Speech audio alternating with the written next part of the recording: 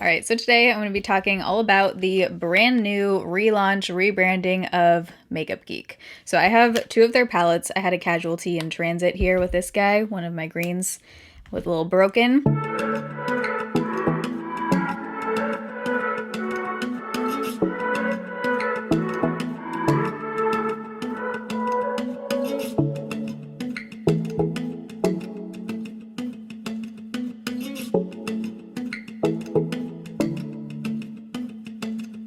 But they sent both these palettes. This is not sponsored by Makeup Geek at all. I don't have any obligation to talk about this. So Makeup Geek has been around for a while. It's one of those brands that when I first started my YouTube channel, everyone was talking about Peach Smoothie and Cocoa Bear. They have some like iconic eyeshadow shades. So I was super excited to hear that they were doing a rebranding. So the thing that I was most excited about with these palettes is that I feel like everyone's kind of going through a phase right now, myself included, where there's so many new launches, so many eyeshadow palettes coming out all the time. And you get them, and then you end up using like 2 or 3 shades out of the entire palette on a regular basis. So you end up with a lot of clutter, a lot of palettes that you don't end up completely using. And I talked about in a recent video, I think it was the YouTuber's favorite products video where I was testing other people's favorites. So I wanted to try other single shadows and just find a few shadows, single shadows that I'm going to use every single day that are like my perfect tones, especially cool tones I mentioned, because I've been having a hard time finding cool tone shades that I love and that are like exactly what I'm looking for. So when I saw, not that one, this one, and saw these cool tone shades, I was friggin' stoked. So I am doing this eye look in today's video, but I've tested this palette about at least 8 times now. I showed a couple looks on Instagram stories. I just have to say off the bat, these cool tone shadows are everything I've been wanting in my life.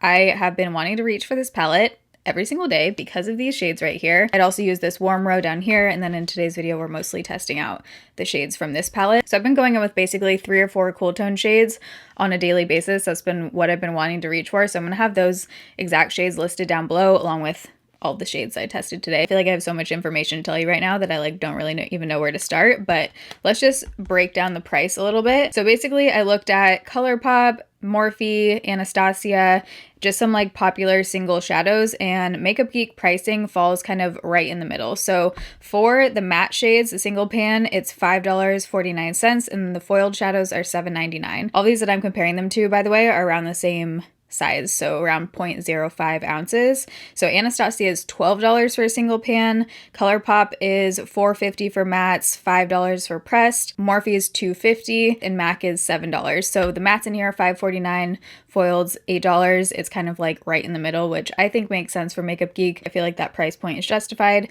especially when we'll talk about the quality in a second, but I think that makes sense. So this is called the Matrix system. I love the layout of these. I think they're so visually appealing. You can buy these exact palettes like this, but you can also buy a 4-pan for $14.99 where it comes with the palette. I'm just looking on their website. It comes with the palette and 4 eyeshadows for $14.99. So that's a super good deal because the palette itself, the mini one, is $4.99, and you also get a major discount on the shadows. So if you look on their website, they have like set, arrangements for you that you can buy.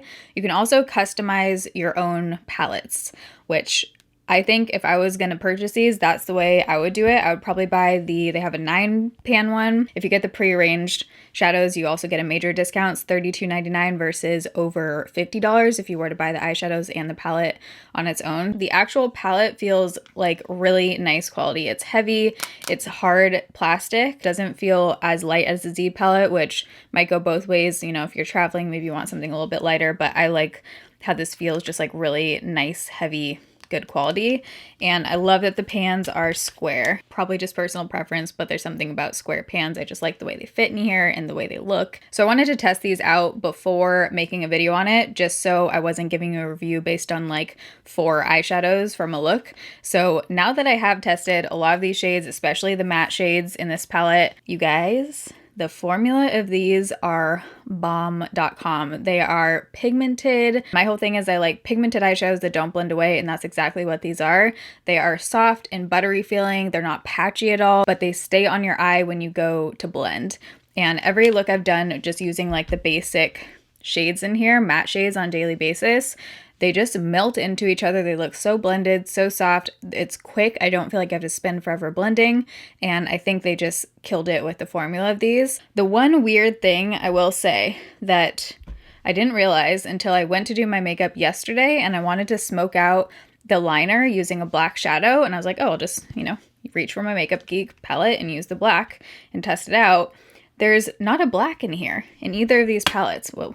It's not a black. You do have this dark shade right here, but it's not black. It's like a really dark, cool toned brown. So I thought that was an interesting and a little bit strange choice to not launch with a black shade. I'm sure Makeup Geek is going to continue to release more shades and come out with a black shade, but for launching with all of these shades, I just feel like it doesn't quite feel complete without a black. And I'm someone who regularly uses black shadow. I love it to smoke out the lower lash line, to smudge liquid liner on the top. So I do frequently use black shadows, and I'm always looking for like a really good killer black. So I'm sure it's going to be coming, but that's just something to note. Makeup Geek is fully cruelty free, and they also have a lot of vegan products. They have a whole list on their website, so you can look, but they actually tell you exactly which shades of eyeshadow are vegan. So instead of doing swatches, which you guys know I don't really like doing, I don't find them super helpful, and usually there's tons of videos that have already done swatches. I always recommend Shay, that girl Shay, for swatches because she always does them on her actual eyes, which I think is really helpful. So I'll link her video down below if you want to go see swatches. If you're looking at this and you see like a few shades that stand out to you and you want to know those exact shades, they have them listed on their website. They tell you exactly what's in each row. I'll pop it in right here. So I'm going to have in the description box down below the shades that I've been reaching for most often. And if I were to create like a 4 or a 9 pan palette for everyday use, that's what I would put in. Makeup Geek did give me a 10% code for you guys. It's Taylor Wynn. It is an affiliate code, so I make a small commission off of each sale. So if you use my code, thank you. I do really appreciate it. If you want to use someone else's code, definitely go for it. Affiliate codes don't affect my review on products. I have affiliate codes with lots of different companies, and I still talk crap about a lot of products within that company. Morphe, for example, I don't love every product from Morphe. I don't love every product from Ulta or Sephora or Sigma. It's just how it is. It personally doesn't affect my review on a product because I would rather you guys purchase things that are actual good products. And at the end of the day, it comes down to me. If I recommend a product that's shitty and you go and purchase it, then, you know, doesn't work out for anyone. But I hope you guys enjoy this video and find it helpful. If you do while you're watching, you can give it a thumbs up. If you're new here, I upload every Monday, Wednesday, Friday, 6 p.m. Pacific time. Let's get into putting some shadows on my eyes. Okay, so I'm gonna start off by priming my eyes. I always use MAC Soft Ochre Paint Pot. If I'm not using this, it's the ColourPop White Concealer, but more often than not, I'm using this guy, and I've used this for years. I just think it is the best, the best eye base out there. So I've already tested these 3 bottom rows and then this top row right here. I haven't tested this like middle section right here. And then I also have this entire palette minus the green guy over here, rest in peace. I feel like the shimmery lavender colors kind of call my name, so I might do something with maybe like some of the pinks and purples, except I just did a pink eye in the ColourPop video. Ooh, you know what might look cool? I think I'm gonna do like an orange and blue look, and maybe even like this shade on the top. So I'm gonna have the exact shades that I used listed down below in the description box. I'll have them on the screen and in the description box down below for what shade I'm using. But first I'm gonna go in with this shade right here. So the matte formula is what I've tested a lot. The metallic foiled shades I haven't tried at all yet, so I'm excited to see how those are, but the matte shades are freaking beautiful.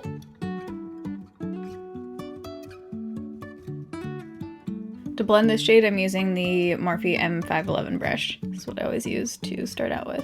Next, using the Sigma E35, which is a little bit more of a tapered blending brush, I'm gonna go in with this bright orange shade. And I think I'm gonna apply that a bit more into the crease, but also kind of blend it up. I want you to be able to see it. Ooh, that is pretty.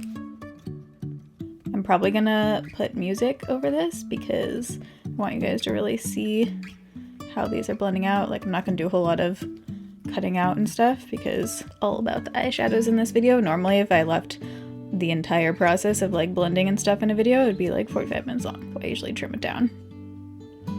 With whatever's left over on the brush, now that there's less of that pigment on there, I'm just kind of feathering it in a little bit. I think I'm gonna bring this matte orange shade all over the lid and then use this color to do kind of like a halo right in the middle. Oh my god. Oh my god. So pretty. I'm gonna need to get a smaller brush to get right in there, but for now I'm just gonna get that. Okay. What? So smooth looking, so pigmented. I'm not getting a ton of fallout.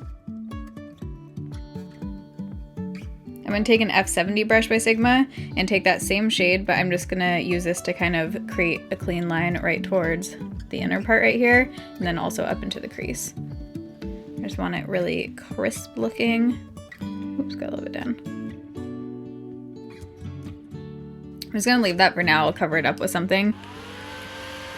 Something I discovered recently, you know when you have like fallout on your shirt or something and you blow it away and that's how it gets off, not by like rubbing it? I tried using my fan to blow away fallout and it totally works. So that way you don't have to like brush it away and get some of the color in your face. It just blows it right off your face. Life hack for you. I'm gonna go back in with this orange shade using a tinier brush. This is E27. I'm gonna use that to go right above that bright orange shade. Just to kind of fade it out a little bit. I don't want to bring it really far in because I want that crisp line right in the front, but I'm just gonna blend the edges a little bit. And then I'm gonna turn the brush sideways so I have more room to work with it and lightly blend upward. I'm pressing really lightly.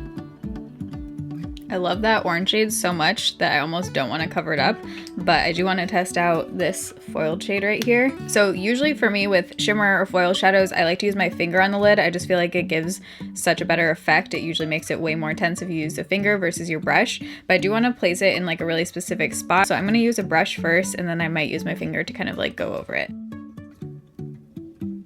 So I'm just pressing on right in the center and then I'm going to bring it up a bit, creating almost like a triangle shape. I want there to be more shimmer down here and then less when I bring it up. Ooh, oh my god. This would probably look really intense if you wet it, but it is getting more intense the more I pack on. I want to try using my finger, just curious. Just gonna press them on. Oh yeah. I think you could do brush or finger with the foiled shades, but it is really intensifying when I use my finger. To the touch, these feel very buttery, like almost a little bit wet. That light pink lavendery one is so pretty. That one I feel like would be a pretty bridal shade. I think I'm gonna run with the like orange situation on my inner corner and add a little bit of that same bright orange color right down here. And then I'm gonna use some of the blues towards the outer part of my lower lash line. I don't know how I feel about that. I'm gonna try and blend that out a bit using a Citron Lace 904. This has nothing on it. I'm just gonna try and kind of diffuse that a little bit. I'm gonna add a little bit of the lighter orange shade right there that I started with and just go over top, just kind of lighten that a little bit. Let's take that same copper shade and I'm gonna try wetting it. So I'm gonna coat my brush, the tip of it, in that copper, and then just spray some MAC Fix Plus. And I just want to use this almost as like a metallic liner kind of, and just go over that. Hopefully it'll kind of help make it pop. I think once I have liner on and we do that blue, it's going to tie it all together. So I'm going to start out with this really pretty bright teal color.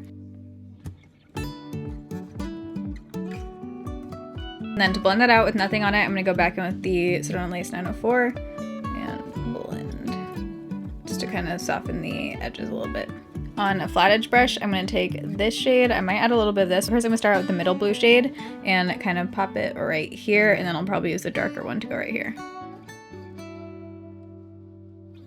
Now going in with the darkest blue.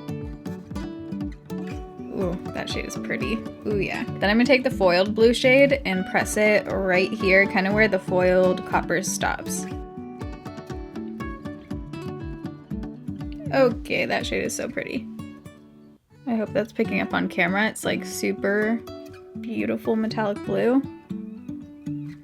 Here it is on my hand. I think a brown eyeliner would look really pretty with this. So I'm going to put on NARS Mulholland Drive into the waterline. This one has like a little bit of metallic to it too. I'm debating if I want to blend out the front. I do want to add liner with this look, so I'm going to take my Too Faced Better Than Sex. I really like this. I haven't talked about this a whole lot, but it's been in my travel bag. Whoops, my camera just cut off when I was doing that, but I'm not going to wing it because I'm going to put on lashes. Now looking at it more, I think I am going to actually blend out the inner part right here. I'm just going to take the smallest brush with nothing on it and use that to blend a little bit.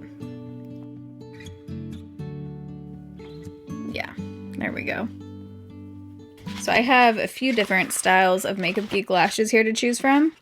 Nicole looks pretty. These are 3D mink lashes, but I think these might be too long for my eyes. Here's Elegant. Those look really pretty. Here's Fearless. This is like the normal shape that I would kind of go for. And then these are Graceful. These ones look pretty natural. Let's do Fearless. Yeah, I think those ones are going to be pretty. Okay, I'm going to put on some mascara, pop these on, and I'll be right back. All right, officially that was the most ridiculous lash application just because of this lash glue. I tried this AOA Super Strip Lash Adhesive, and this literally takes 10 minutes per lash to dry down. So that took me over 20 minutes to apply lashes. Never again. So I just put on some lower lash mascara, and then for lips, I use this Charlotte Tilbury Iconic Nude Liner. CoverGirl Dolce de Leche liquid lipstick, not liquid lipstick, lipstick. These two together are pretty cool toned and like neutral. So then just to add some orange tones and peach back in there, I use this Alamar Cosmetics Lip Gloss in Chula. My highlight today is a mix of these two. This ColourPop, there's definitely glitter in here, so if you're not a glitter person, which I'm usually not, but this one is like the Super Shock formula, a little bit more glittery. I don't know. There's something about this though that I keep reaching for. I've used this like 3 times so far. It's in the shade Your Catch, and this pan is freaking huge. And then I just topped it off with just my type, just on like the high points, and I used just my type on my nose. And then I used the blush from this limited edition Physicians Formula palette. The blush in here is really pretty. And my foundation today, I used a combo of Flawless Woke Up Like This with Urban Decay Stay Naked. Also powdered my face using this Urban Decay The Fix in 20 CP. I've been really liking this powder. It's really nice. It has light coverage, but it gives a really pretty finish, and I feel like it does make my makeup stay on a little bit longer throughout the day. So I've been loving this powder, and that is everything. So overall, my thoughts on the Makeup Geek shadows: every shadow I've tried so far between these two palettes, they're just beautiful. I just don't think you'll be disappointed if you purchase these. They're great quality, pretty affordable for what they are, and they're cruelty free. So I just don't think you can go wrong with these.